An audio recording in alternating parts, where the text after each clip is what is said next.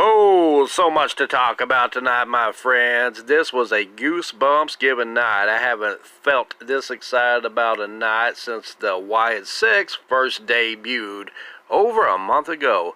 A lot to get into. Let's jump into it.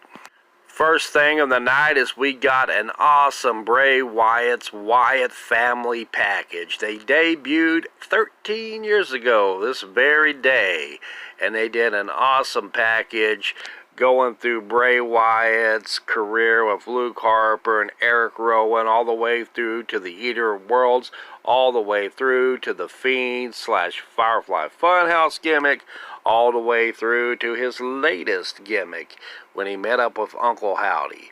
Thought it was quite well done. It was an awesome tribute, and Bray would be proud indeed. From there, we get a video package of Joe Gacy as the last member of the Wyatt 6 to get a video package. Joe Gacy, being Huskus the Pig Boy, was in a storage unit or a warehouse.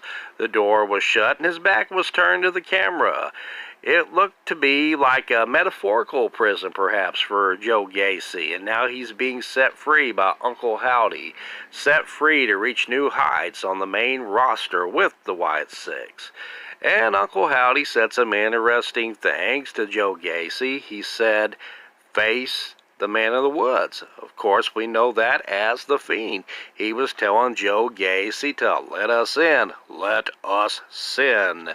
So we had Joe Gacy do a little bit of a jump scare, much like Abby the Witch did, much like Mercy the Buzzard did. Quite the screamy group. And Joe Gacy himself, other than Bo Dallas, reminds me most of Bray Wyatt. He has a gift for the gab. He has this charisma. And he also had his own cult at one time in NXT, the Schism.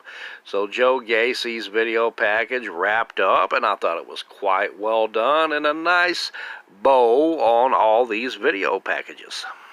And I think Joe Gacy fits the Huskus the Pig Boy character pretty well, because if you remember, Huskus the Pig Boy was a nod to Bray Wyatt's old character, Husky Harris. And he was Husky Harris in the Nexus group, and then went down to NXT and caught fire for the first time with Bray Wyatt. Kind of like Joe Gacy did. He came in as a newcomer, caught fire in the Schism as a cult leader, and now he's moving on to the main roster to even bigger and better things.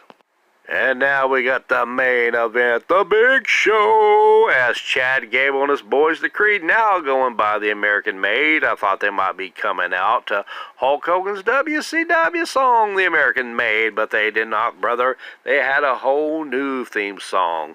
And they came out, and then out came, in all their theatrical, creepy glory, the Wyatt 6.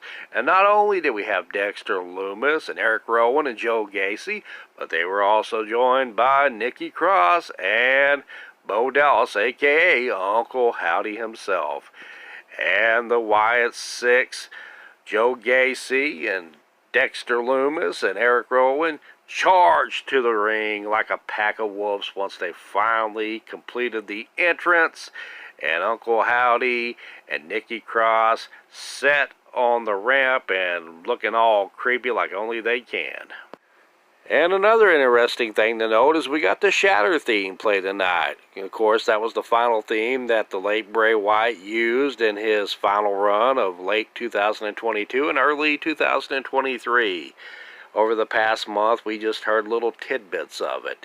The one piano note occasionally mixed in with sounded like a heartbeat, kind of like the Telltale Heart, just to give it a little bit of texture and nuance.